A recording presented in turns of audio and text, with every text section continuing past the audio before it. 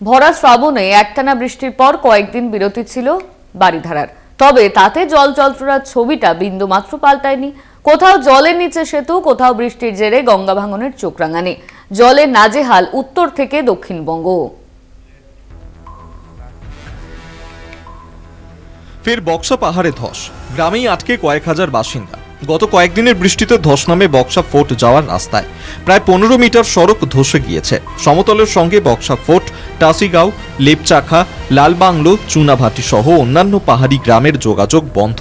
অসুস্থ রোগীদের কিভাবে চিকিৎসা কেন্দ্রে নিয়ে যাবেন এবং কিভাবেই বা দিন যাপন করবেন, সেই চিন্তায় রাতের ঘুম উড়েছে বক্সার প্রতিটি গ্রামের বাসিন্দাদের। নেই সেতু, ঝোড়া পার করতে গিয়ে জয়গায় আটকে গেল গাড়ি। পরে স্থানীয়দের তৎপরতায় উদ্ধার হলো গাড়ি। ভুটান সীমান্ত জয়গার মেচিয়া বস্তির ঘটনা। মেচিয়া বস্তি হয়েই জয়গা দমকল কেন্দ্র সহ একাধিক এলাকায় যেতে হয়। তবে এই এলাকায় থাকা হাসিমারা ঝোড়ার ওপর এখনো তৈরি হয়নি সেতু। ফলে বর্ষায় ঝোড়া পার করে প্রাণের ঝুঁকি নিয়ে যাতায়াত করতে বাধ্য হন এলাকাবাসী। গঙ্গার জলের দাপটে মালদহে ভাঙল বাঁধ, হুহু করে জল ঢুকল গ্রামে। মালদার ভুতনির উত্তর চণ্ডীপুরের কালটন টোলা এলাকায় বাঁধ ভেঙে বিপত্তি। রবিবার ভোর থেকেই এলাকায় গঙ্গার জল ঢুকতে শুরু করে বলেই খবর। ইতিমধ্যেই উত্তর চণ্ডীপুর ও হীরানন্দপুর অঞ্চলের একাধিক গ্রামে জল ঢুকেছে। ঘটনায় ভুতনি থানা 3টি অঞ্চলের মানুষের মধ্যে ব্যাপক আতঙ্ক ছড়ায়।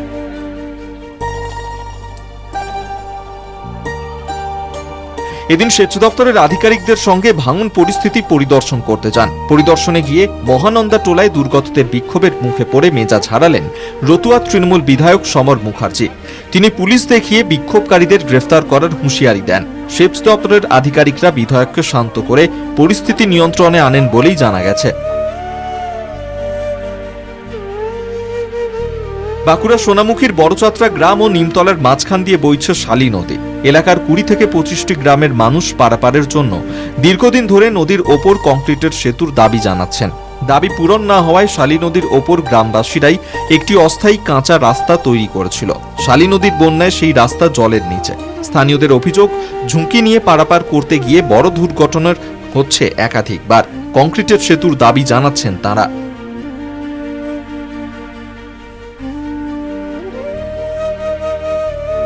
ফের বঙ্গে সক্রিয় মৌসুমী অক্ষরেখা, অন্যদিকে জোড়া ঘূর্ণাবর্ত, যার জেরে ফের বঙ্গে দুর্যোগের পূর্বাভাস। মঙ্গলবার পর্যন্ত দক্ষিণবঙ্গের জেলাগুলিতে বজ্রবিদ্যুৎ সহ মাঝারি থেকে ভারী বৃষ্টির সম্ভাবনা। ঘূর্ণাবর্তের জেরে দক্ষিণ 24 পরগনা জেলা জুড়ে দুর্যোগপূর্ণ আবহাওয়া। ডায়মন্ড হারবার, বারুইপুর, কাকদ্বীপ, নামখানা সহ বিস্তীর্ণ এলাকা জুড়ে বজ্রবিদ্যুৎ সহ মাঝারি থেকে ভারী বৃষ্টিপাত। আকাশ জুড়ে কালো মেঘের ঘন ঘটা। সুন্দরবনের উপকূলীয় এলাকায় বইছে ঝোড়ো হাওয়া। বৃষ্টির সঙ্গে ঝোড়ো হাওয়া থাকায় উত্তাল নদী এবং সমুদ্র। মৎস্যজীবীদের জন্য সমুদ্রে যাওয়ায় নিষেধাজ্ঞা না থাকলেও দুর্যোগপূর্ণ আবহাওয়ায় ইলিশ মাছ পেতে সমস্যায় পড়ছেন মৎস্যজীবীরা। কলকাতা টিভি।